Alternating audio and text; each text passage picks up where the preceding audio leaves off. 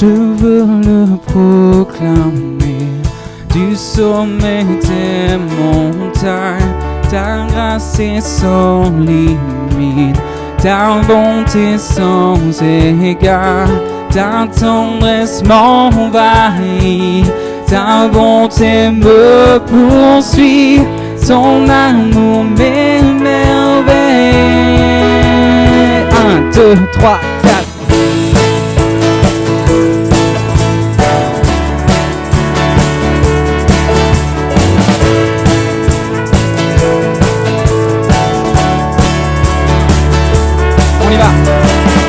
Je veux le proclamer du sommet des montagnes. Ta grâce est sans limite, ta bonté sans égard, ta tendresse m'envahit, ta bonté me poursuit, ton amour m'émerveille. Allez, on y va, on chante ensemble ce matin.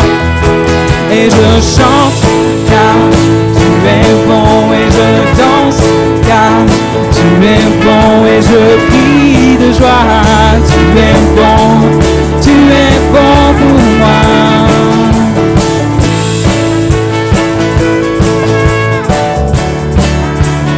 Il y a dans tout l'univers.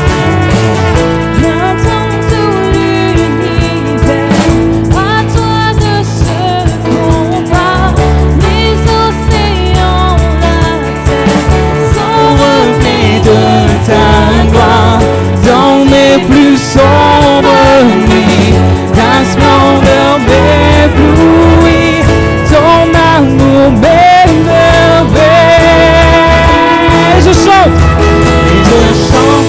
car tu es bon, et je danse car tu es bon, et je crie de joie. Tu es bon pour moi. Et je chante car tu es bon, et je danse car tu es bon, et je crie de joie. Tu es bon pour moi. Un cri sur mes lèvres, ma vie te célèbre. Oh, tu es bon, dans le soleil brille, mon cœur te dit, on professe ce matin. Tu es bon, un cri sur mes lèvres, un cri sur mes lèvres, ma vie te célèbre. Tu es bon, dans le soleil brille, mon cœur te le dit. Oui, tu es bon, attention, ça va être à vous. Et je chante car tu es bon, et je danse car tu es bon, et je crie de joie. Tu es bon pour moi. Encore. Et je chante et je danse car tu es bon, et je crie de joie. Tu es bon pour moi.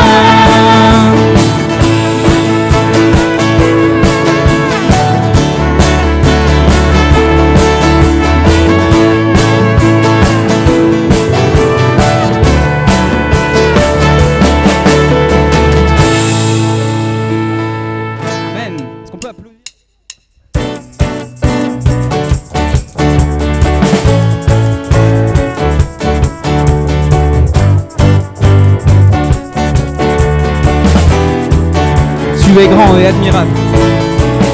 Tu es grand et admirable.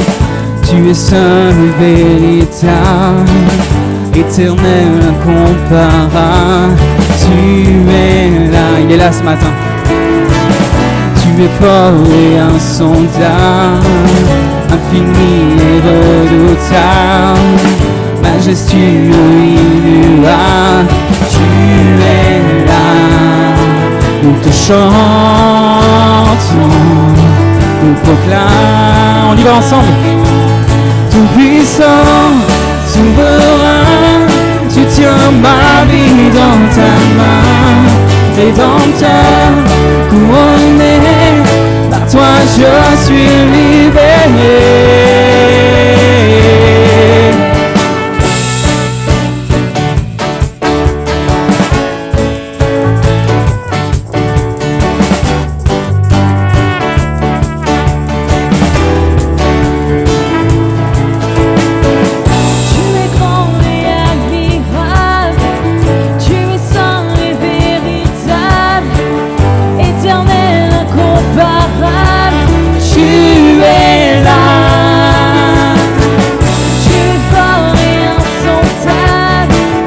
Infini et redoutable, majestueux et immuable, oui tu es là.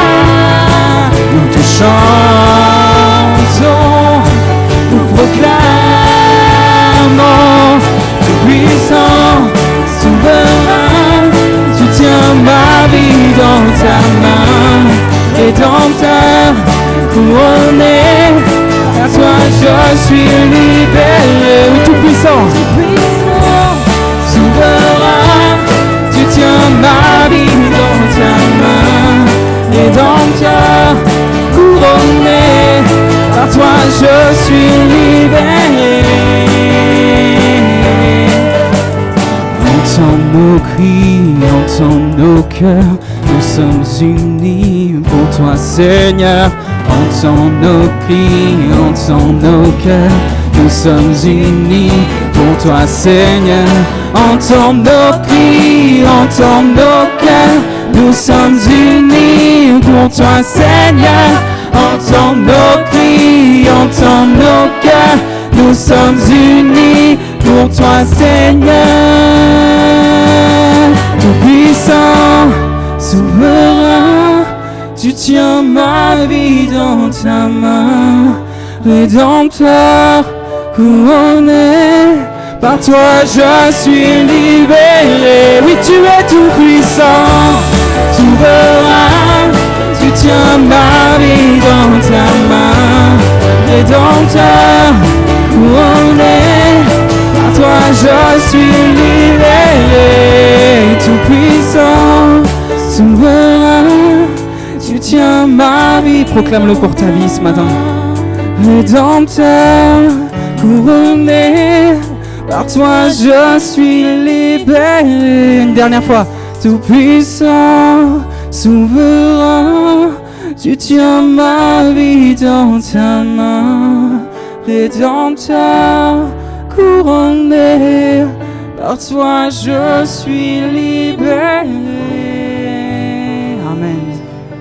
Oh, alléluia, Seigneur. Amen.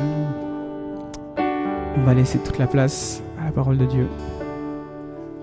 On va lire ensemble, s'il vous plaît, et je vous invite à ouvrir la Bible avec moi dans l'évangile de Luc.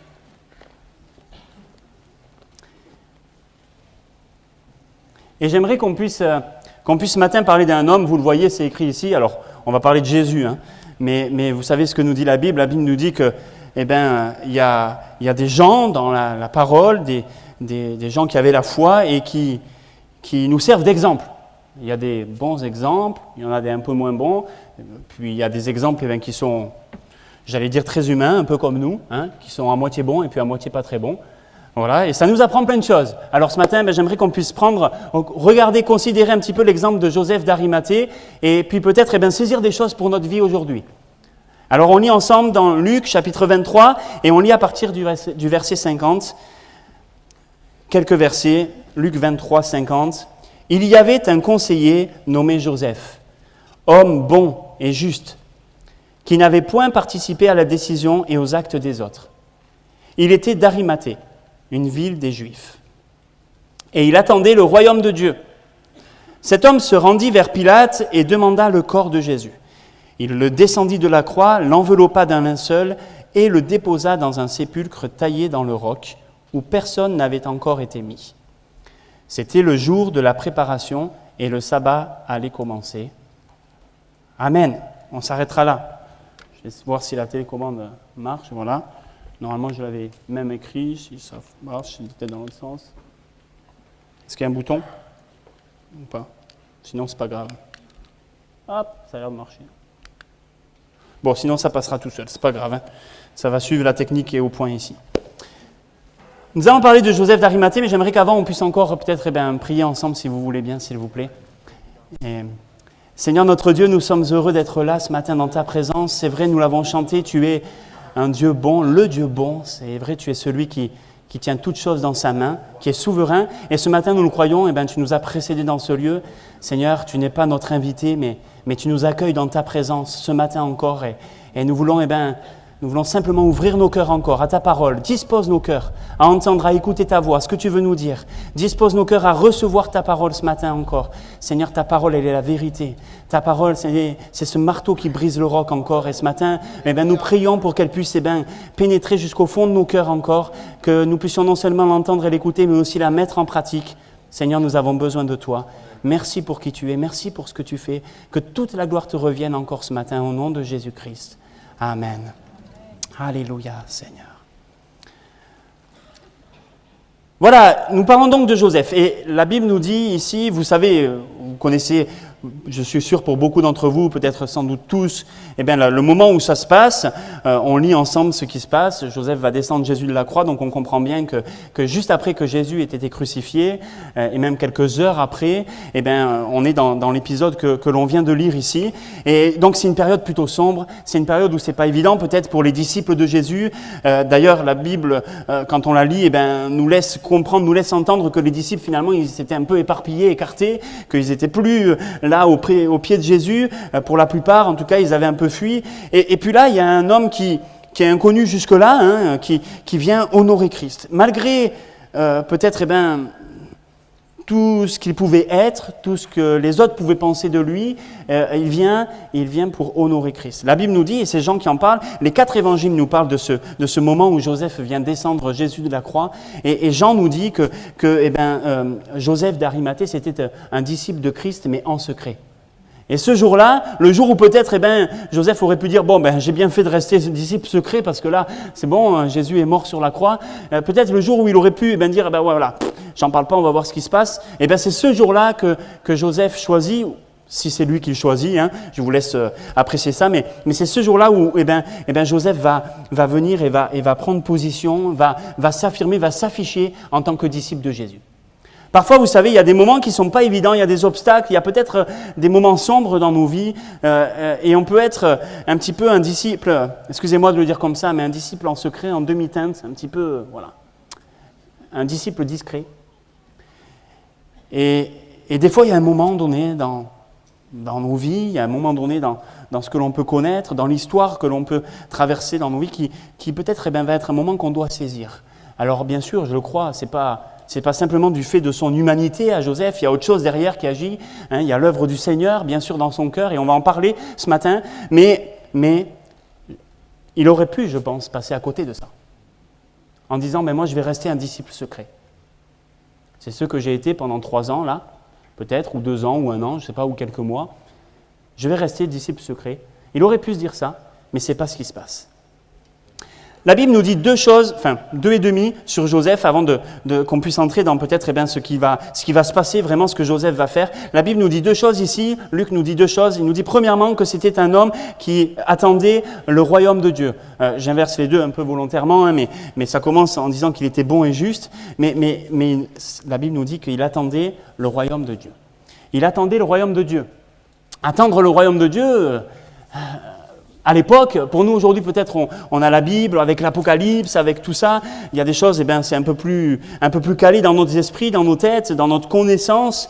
À l'époque, il y avait aussi des écrits, bien sûr, mais peut-être pas aussi précis qu'aujourd'hui. Et attendre le royaume de Dieu, comme ça nous est dit ici, on peut l'entendre, on peut comprendre plusieurs choses. Il attendait bien évidemment l'arrivée du Messie qui avait été annoncé, l'arrivée de celui qui allait rétablir ce qui avait été complètement détruit à cause de l'idolâtrie, etc. Et donc, on comprend que dans le cœur de Joseph, il y avait plusieurs choses. Attendre, c'est quoi ? C'est faire preuve de patience, et c'est pas la patience seulement dans le sens de j'attends que mon train arrive et la SNCF a du retard. Désolé pour les cheminots.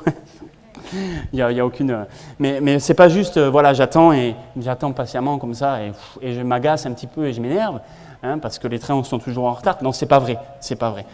Mais c'est pas dans ce sens, pas uniquement dans ce sens-là, dans le sens d'attendre impatiemment, mais c'est attendre dans le sens de la constance.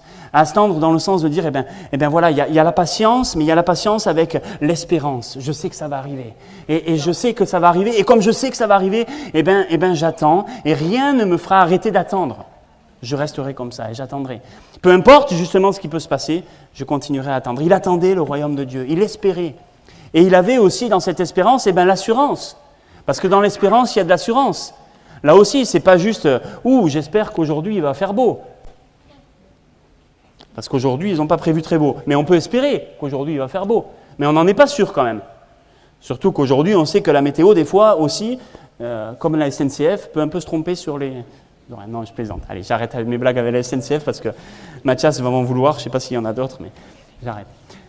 Mais ici, l'espérance qu'il y avait dans le cœur de Joseph, il y avait aussi une assurance.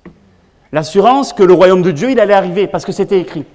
L'assurance de dire, oui, puisque la Bible le dit, puisque les écrits le disent, parce qu'à l'époque on n'appelait pas ça la Bible peut-être, mais puisque les écrits le disent, que les prophètes l'ont annoncé, que Dieu l'a dit, je sais que ça va arriver. Et comme je sais que ça va arriver, je l'attends. Et donc il y a une dimension de foi, de confiance. Tout ça, c'était dans le cœur de Joseph. Et c'était, permettez-moi de le dire comme ça, mais un petit bouillon de culture là, mais un bon bouillon de culture, pas avec des mauvaises choses, mais voilà, un petit bouillon qui était là. Et la Bible nous dit que cet homme qui attendait le royaume de Dieu, il était bon et juste. Un conseiller bon et juste. Ça, c'est un bon conseiller. Je ne sais pas si vous avez déjà, je ne vous le souhaite pas, mais eu affaire peut-être aux tribunaux ou à la justice, ou, etc., ou demander conseil à quelqu'un dans certains domaines. Ce qu'on attend d'un conseiller, c'est qu'il soit bienveillant, il soit bon, qu'il veuille notre bien, et puis qu'il soit juste, qu'il ne nous dise pas des choses qui ne sont pas vraies, qui sont voilà, mais ça c'est un bon conseiller.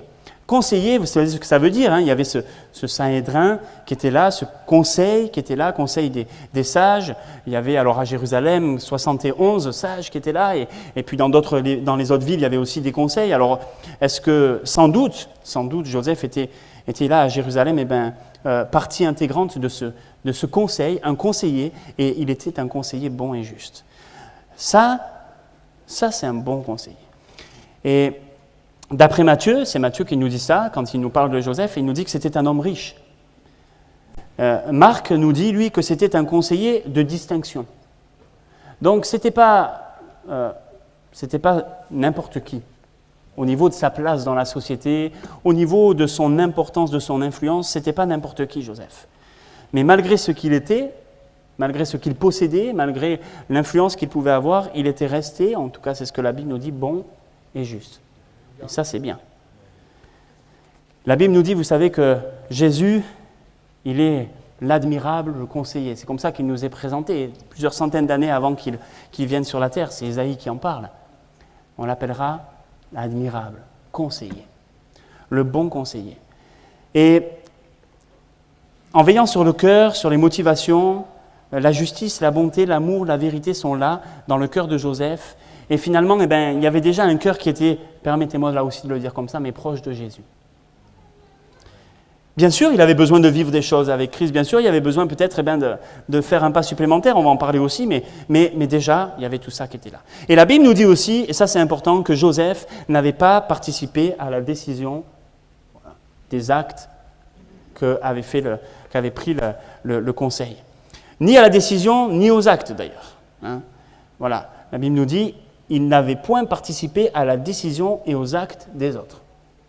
Donc non seulement il n'avait pas dit « moi je suis pour » et puis après il s'était retiré, mais non seulement il dit « je ne suis pas d'accord », mais après il n'avait pas fait non plus. Il n'avait pas dit « bon, mais puisque tout le monde a voté pour, ok, je vais faire avec vous, on se range à la majorité ». Mais non, il était droit dans ses bottes, excusez-moi là encore de le dire comme ça, sans doute pas parfait, mais droit dans ses bottes, et il n'avait pas participé à la décision, aux actes des autres. Juste pour dire que donc Joseph, c'était cet homme qui attendait le royaume de Dieu, qui était bon, qui était juste, qui savait s'écarter peut-être des mauvais choix, des mauvaises décisions, des mauvaises actions. En tout cas, à ce moment-là, c'est ce que la Bible nous dit, c'est ce que la Bible nous révèle. Il a su se mettre à part, peut-être et sans doute malgré la pression, Hein. Je ne sais pas combien il y en a dans le conseil qui avaient voté, qui étaient contre la crucifixion de Jésus, qui étaient contre tout ce qui s'est passé. Mais ça nous parle, tout ça. Ça nous montre qu'être un disciple de Jésus, et être un disciple de Jésus, même en secret, eh bien, c'est déjà avoir dans son cœur la justice, la bonté, le désir de faire ce qui est juste, et le désir de voir le royaume de Dieu. Et le désir aussi de dire, s'il y a quelque chose qui n'est pas bon, qui va à l'encontre de ce que le royaume de Dieu veut faire, à l'encontre de ce que la Bible dit, moi je m'en écarte. Et ça, c'est la première chose à dire. Avant qu'on puisse aller plus loin, mes frères, mes sœurs, et je me le dis à moi premièrement, ce n'est pas du tout une leçon que je vous donne, l'estrade elle est un peu haute, mais je suis avec vous dans les rangs, et c'est pour moi que je le dis premièrement, mais je me dis, est-ce que déjà j'ai ça dans mon cœur ? Est-ce que je recherche la bonté et la justice ? Est-ce que j'attends le royaume de Dieu patiemment avec espérance ? Et même si pour nous aujourd'hui c'est une définition un petit peu différente, est-ce que j'attends le retour de Jésus ? Est-ce que j'attends l'établissement du règne de Dieu sur la terre ? Est-ce que j'attends encore toutes ces choses-là qui doivent arriver ? Est-ce que j'attends cela avec foi ? Mais aussi, est-ce que je sais peut-être parfois me mettre à l'écart, me séparer ? Tout ça, ça doit être dans nos cœurs. Et si ça c'est dans nos cœurs, alors au moment voulu, voilà ce qui va se passer, et c'est ce qui se passe là, c'est que le fait que Joseph attende le royaume de Dieu, le fait qu'il soit bon et juste, le fait qu'il sache peut-être se mettre à part de cette décision, de ses actions, ça va produire une succession d'actions. C'était pas seulement resté dans le cœur de Joseph, mais ça s'est concrétisé. Et ça s'est concrétisé comment ? Premièrement, la Bible nous dit qu'il va se rendre vers Pilate. Il va se rendre vers Pilate. Il n'a pas honte, il n'a pas peur, ou il a plus peur, ou en tout cas peut-être qu'il a peur, mais il prend par-dessus sa peur là, et il va voir celui qui quelques heures avant dit moi je m'en lave les mains. Hein. Voilà. Joseph lui, il se mouille, il prend position, pas pour plaire à la foule, pas pour plaire aux autres conseillers, pas pour plaire à ceux qui avaient été là et qui avaient crié crucifie, crucifie. Mais pour être en accord avec sa foi, avec ses convictions, avec ceux qui l'attendaient, par amour pour celui qui est son maître, puisque la Bible nous dit qu'il était disciple, il prend position. Et ça parle premièrement du courage. On en reparlera tout à l'heure. Il est évident que ce n'est pas juste son courage humain, parce que jusque-là, il en avait plutôt manqué, a priori, il semble. Mais il y avait du courage dans son cœur à ce moment-là, et dans la Bible, il y a un mot qui est proche du courage, c'est le zèle. Et la Bible dit, vous savez, Paul dit, mettez à vos pieds le zèle que donne l'évangile de paix. C'est ce zèle qui fait qu'on fait le pas et qu'on va voir Pilate et qu'on dit à Pilate, écoute, donne-moi le corps de Jésus, que je puisse le mettre dans un tombeau. C'est ce zèle qui fait que peut-être, à un moment donné, en tant que disciple de Jésus, on a le courage d'agir d'une manière juste et bonne, comme il convient à des saints. La Bible dit, de prendre cette position et de parler, d'agir comme il convient à des disciples de Jésus. C'est pas facile, hein. Le zèle, le courage, c'est pas facile. Hein. S'il n'y a pas l'aide du Seigneur, du Saint-Esprit, c'est compliqué. Je ne sais pas vous, hein. Mais à un moment donné, on peut être courageux pour plein de choses, et puis un petit peu moins pour d'autres. Et bizarrement, les choses pour lesquelles on est le moins courageux, des fois, souvent, c'est pas mal dans le domaine spirituel. Je ne sais pas si vous vivez la même chose que moi, mais je suis pasteur depuis quelques années, pas longtemps, j'ai très peu d'expérience, mais je suis toujours étonné, dans ma vie à moi, mais dans la vie de ceux que je peux recevoir, avec qui je peux discuter, dans la vie des gens que je visite, etc. Nombre de gens qui sont prêts à parler de tout, de rien, etc. Et puis quand on commence à parler de la foi, c'est... Bon, ça va parce que je suis pasteur, alors on me parle facilement de la foi, mais quand même. Et puis le moment où on dit, mais c'est dommage que peut-être, des fois, on n'entend pas votre voix à voix haute, là, que vous ne priez pas le Seigneur et tout ça. Non, mais là, je suis timide. Oh ça fait 1h30 qu'on parle ensemble, vous ne m'avez pas l'air timide. Hein. Mais non, mais vous comprenez qu'il y a un vrai combat derrière tout ça. Hein. Ce n'est pas du tout un jugement envers ces personnes, et pour moi-même, je le redis, c'est toujours un combat, c'est toujours difficile. Et des fois, on peut être courageux dans certaines choses, mais des fois, on manque de zèle pour d'autres, on a besoin d'être ranimé encore et encore chaque jour. Et ça, c'est la vie du disciple. Le courage. Deuxièmement, la Bible nous dit qu'il demande le corps de Jésus. Il va voir Pilate et là il lui dit « Donne-moi le corps de Jésus ». Je ne sais pas comment il a formulé la question, mais la Bible nous dit qu'il a demandé le corps de Jésus. Vous savez ce que Jésus va dire, quand il partage le dernier repas avec ses disciples, il prend la coupe, il prend le pain, et puis quand il partage le pain là, avec ses disciples, il dit « Prenez, ceci est mon corps ».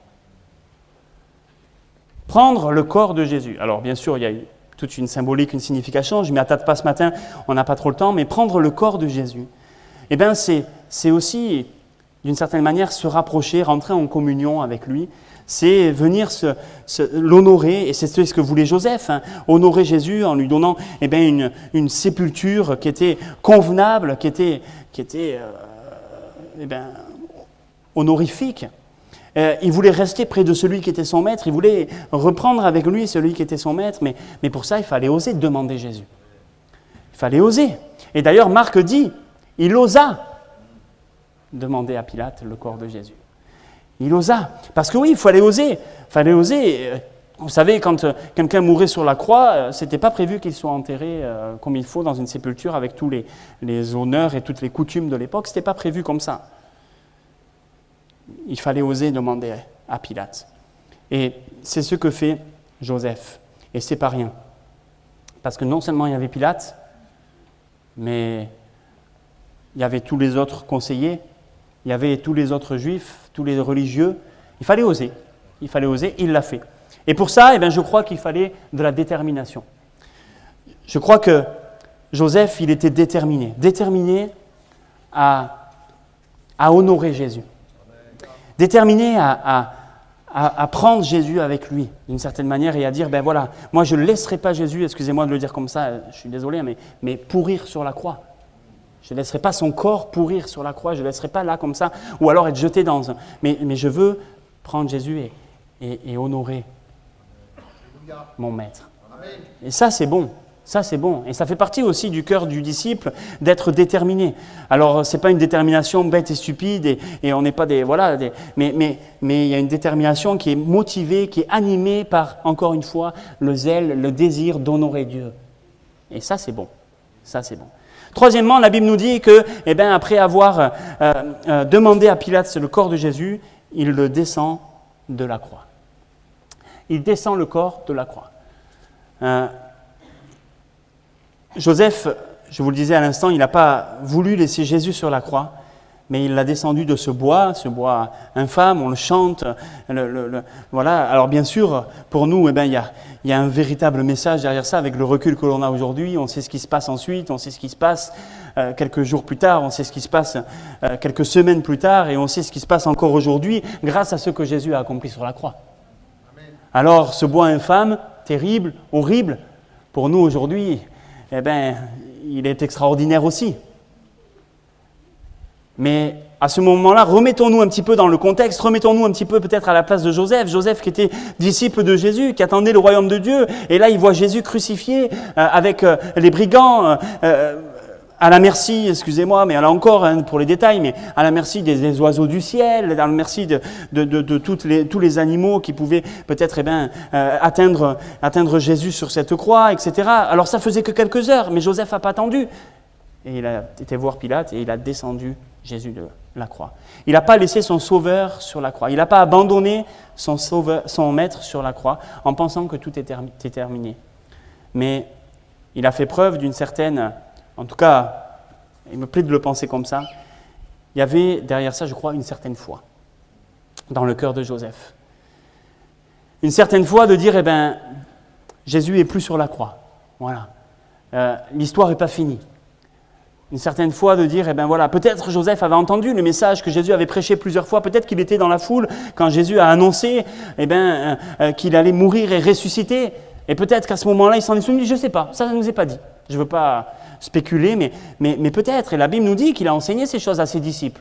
Et si Joseph était un disciple, peut-être qu'il a entendu ces choses-là aussi, et que peut-être à ce moment-là, il s'est dit cela, je ne sais pas, mais en tout cas, il a descendu Jésus. Et nous, aujourd'hui, Jésus n'est plus sur la croix.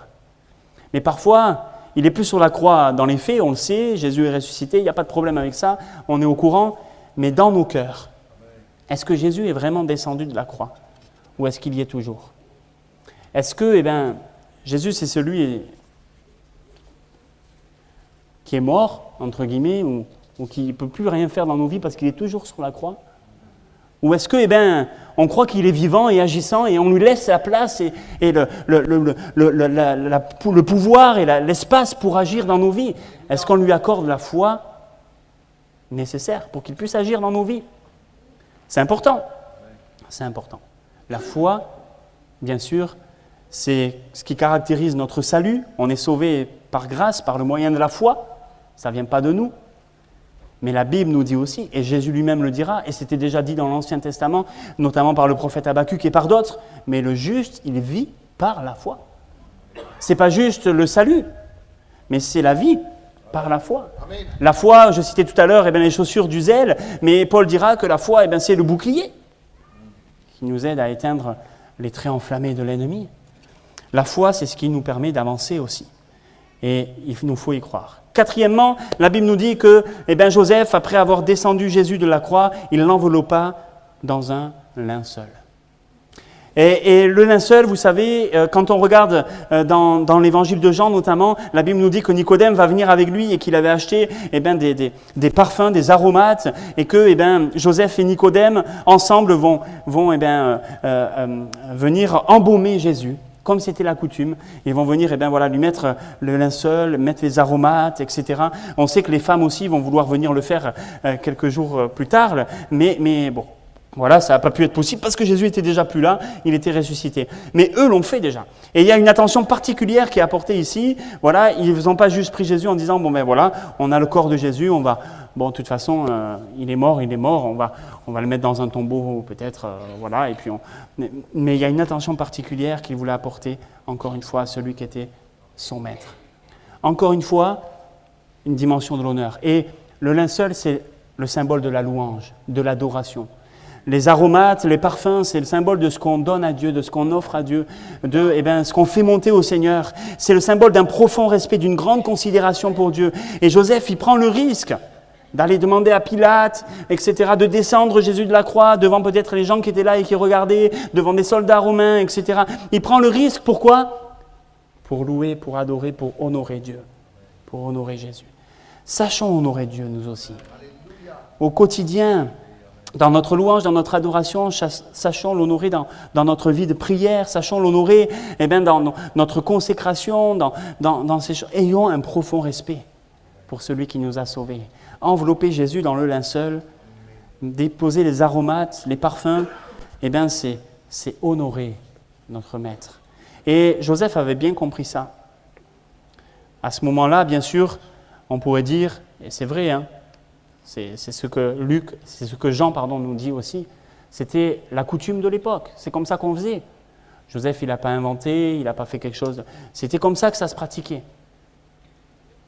Mais derrière ça, nous comprenons aujourd'hui, nous, quelques milliers d'années plus tard, qu'il y avait aussi une vraie symbolique. La symbolique de dire, on donne l'honneur à celui qui a été déshonoré, à celui qui a été meurtri à notre place, qui a été dépouillé, à qui on a ôté les vêtements, on les a déchirés, on a jeté au sort pour tirer sa tunique, etc. À lui, on veut lui rendre l'honneur. On veut lui rendre l'honneur.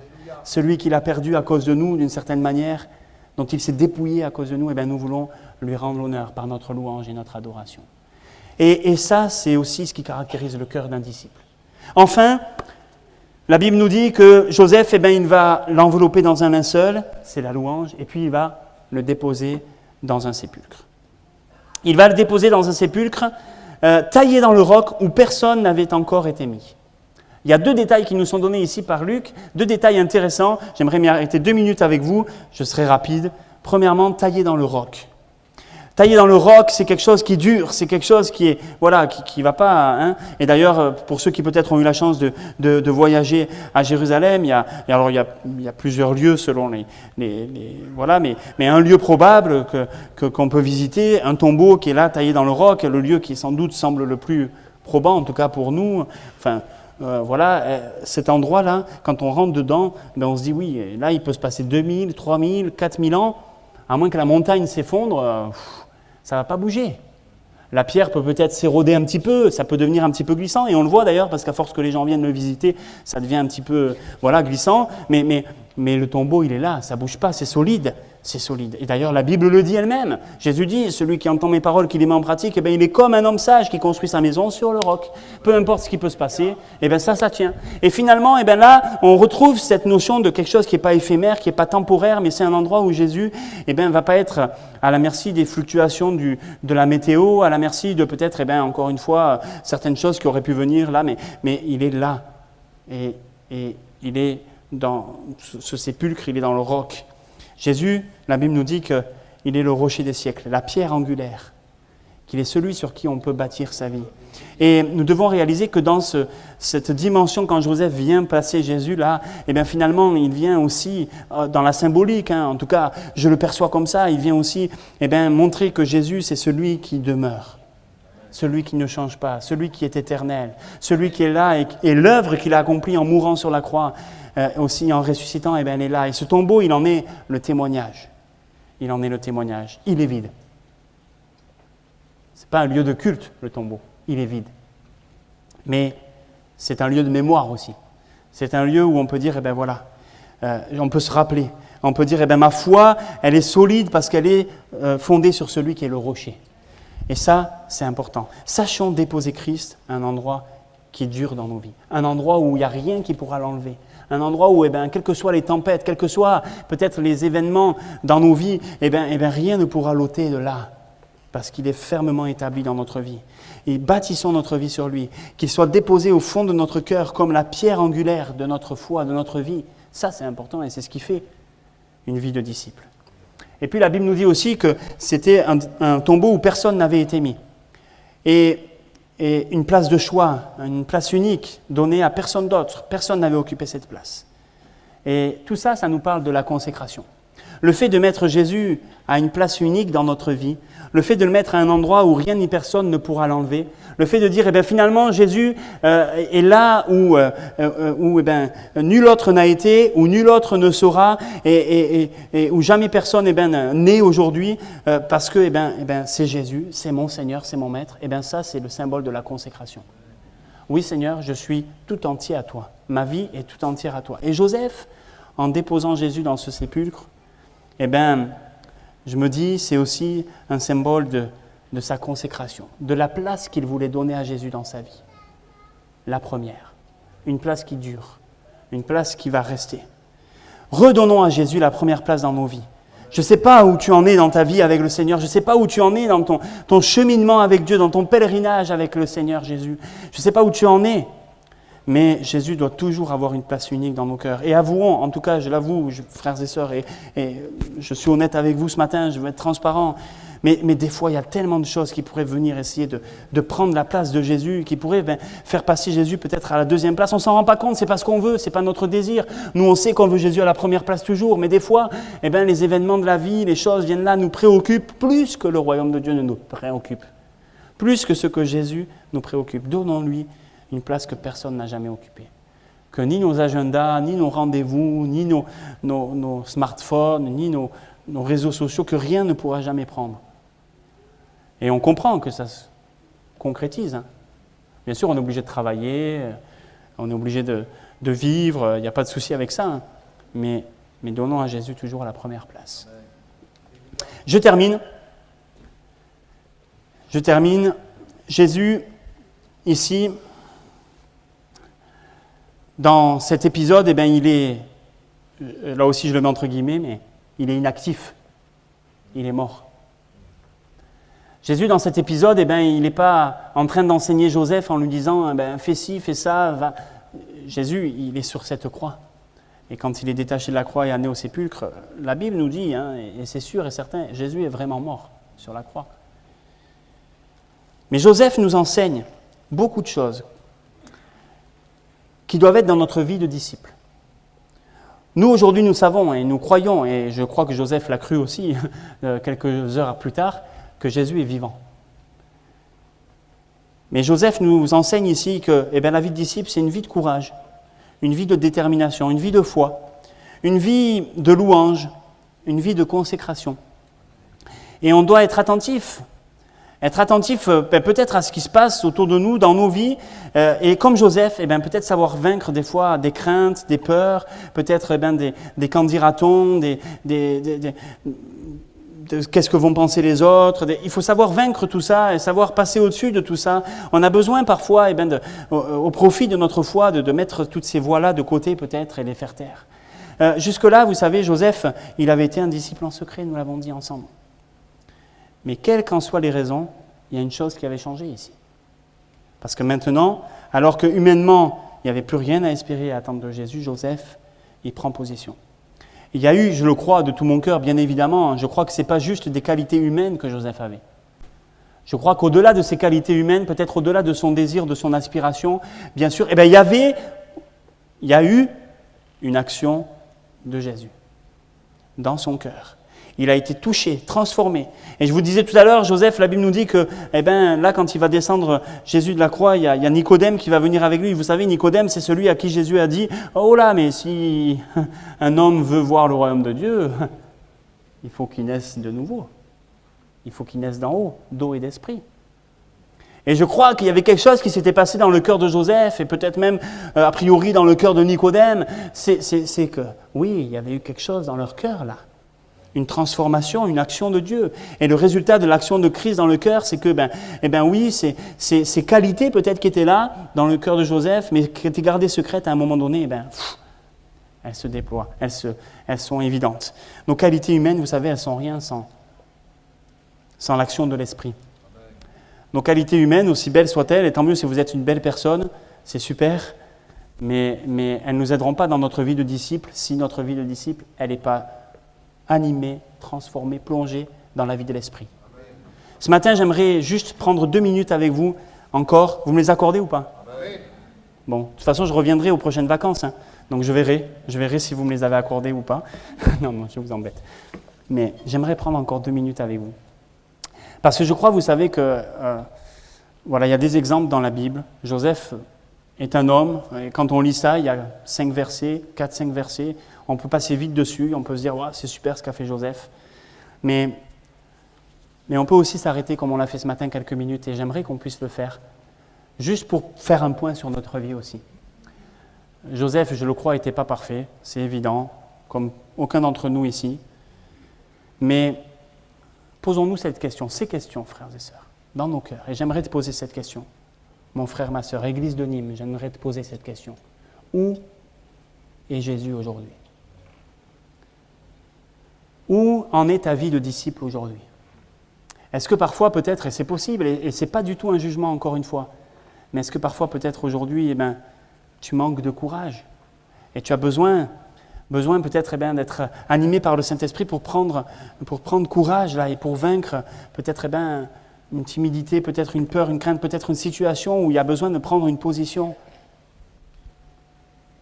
Peut-être que tu es dans une vie qui manque de détermination, où tu as du courage, mais ça ne va pas au bout, tu vois. Tu es prêt à faire peut-être même t'entames les démarches, tu fais les choses, mais ça ne va pas au bout parce qu'il manque de la détermination et que dès qu'il y a quelque chose qui est, dès qu'il y a un Pilate devant toi, tu fais demi-tour parce que c'est dur. Et je ne dis pas que c'est facile. Peut-être que tu es dans cette situation où, des fois, tout pourrait être là, mais il manque de la foi, il manque cette confiance de dire, je crois que Dieu est avec moi, je crois que Dieu veut faire avec moi, je crois que Dieu veut se servir de moi, et je veux faire confiance à sa parole. Et peut-être des fois, il manque de la foi dans nos vies. Sans doute, d'ailleurs, il en manque, bien des fois. Mais peut-être, c'est le cas, peut-être dans une situation particulière. Est-ce que je suis en train de dire, peut-être ça parle à ton cœur ce matin? Parce que tu dis, moi j'ai besoin de cette foi de descendre Jésus de la croix et de laisser Jésus agir en moi et avec moi. Peut-être aussi que dans nos vies, on manque de louanges. Vous savez, ça c'est dur aussi.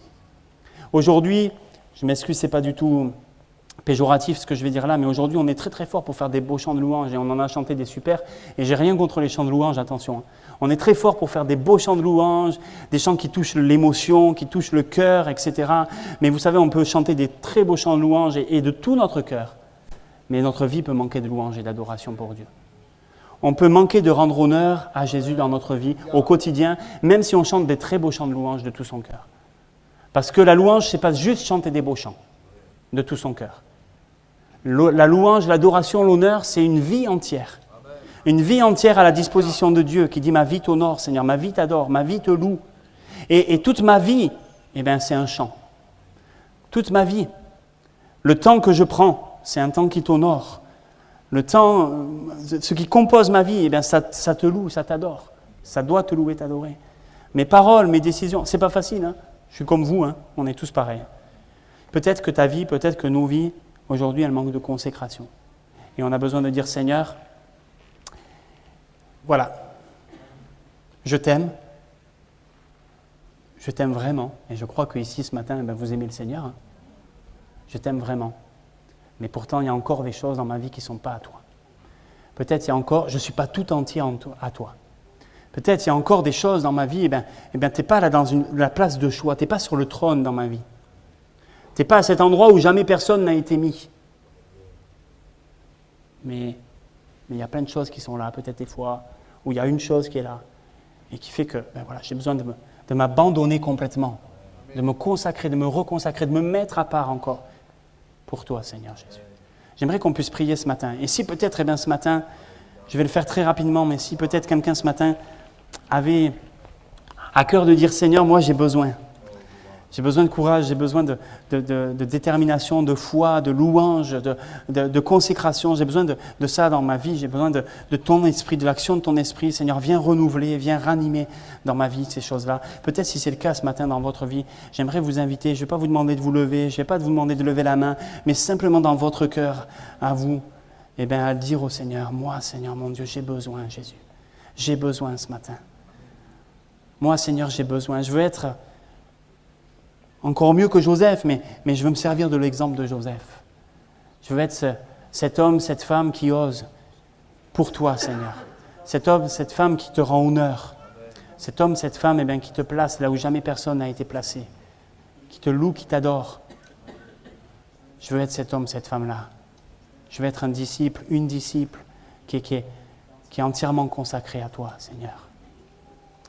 On va prier ensemble, et si c'est votre cas, vraiment, je vous invite à faire cette prière avec vos mots à vous, peut-être en disant au Seigneur ce que vous avez sur le cœur, mais faites cette prière ce matin. Ô Seigneur notre Dieu, notre Roi, Jésus-Christ, tu as tout accompli pour nous sur la croix. Tout. Et Seigneur, ta parole le dit, mais c'est vrai, en toi nous avons tout pleinement. Seigneur, ce matin, je voudrais, Seigneur, me présenter devant toi avec humilité, en reconnaissant, Seigneur, que sans toi, on ne peut rien faire. En reconnaissant que, oui, c'est vrai, on a besoin de toi, on a besoin de ton esprit. Et nous voulons te bénir, te louer, t'adorer, parce que tu nous as donné tout ce qui contribue à la vie, à la piété. Il ne manque rien, Seigneur. Merci, Jésus-Christ, pour les exemples, les modèles que nous trouvons dans ta parole. Merci pour l'exemple parfait que tu es pour nous, Seigneur. Nous voulons te ressembler plus et nous voulons t'honorer plus dans nos vies. Ce matin, je voudrais te prier. Tu connais la prière peut-être secrète de mes frères, de mes sœurs. Tu connais peut-être les besoins que nous avons de prendre courage, d'être nous déterminer, de te louer encore plus, de nous consacrer, Seigneur mon Dieu, de vraiment être rempli de foi. Tu connais ces choses-là, Seigneur. Tu connais nos prières. Tu connais les prières secrètes, les prières de chacun, de chacune. Ce matin, je te prie, mon Dieu. Viens et souffle sur cette Église encore. Mon roi, souffle encore sur cette Église, afin que vraiment tu sois remis au centre, Seigneur, encore et encore, chaque jour, à chaque instant, et que toute la gloire te revienne, que tu sois honoré, aujourd'hui et au siècle des siècles. Amen, Jésus. Alléluia, Seigneur. Quel sauveur merveilleux je possède. Il s'est sacrifié pour moi, et sa vie innocente il cède pour mourir sur l'infâme croix. Il renonce à la gloire céleste pour le plan rédempteur de Dieu. L'apparence est la plus moderne reste. Oh, quel prix pour me rendre attaché à la croix pour moi, attaché à la croix pour moi. Il a pris mon péché, il m'a délivré, attaché à la croix pour moi.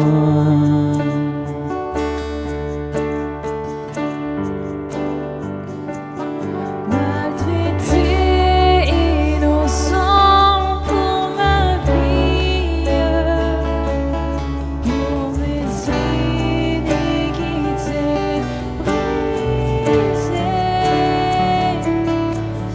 Chargé de mes maladies,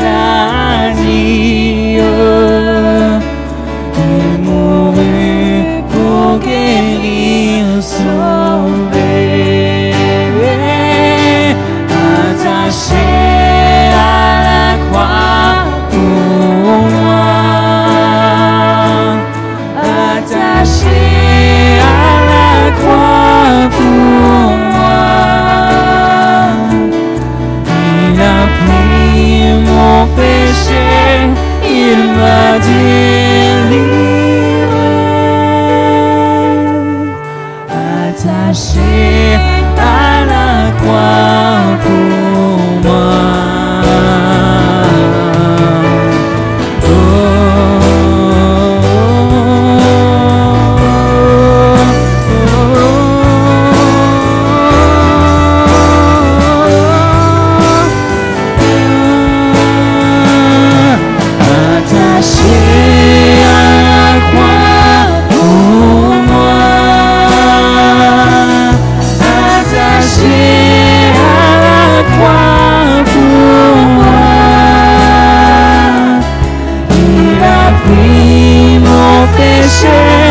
Il m'a délivré, attaché à la croix pour moi. Il a pris mon péché, il m'a délivré, attaché à la croix pour moi.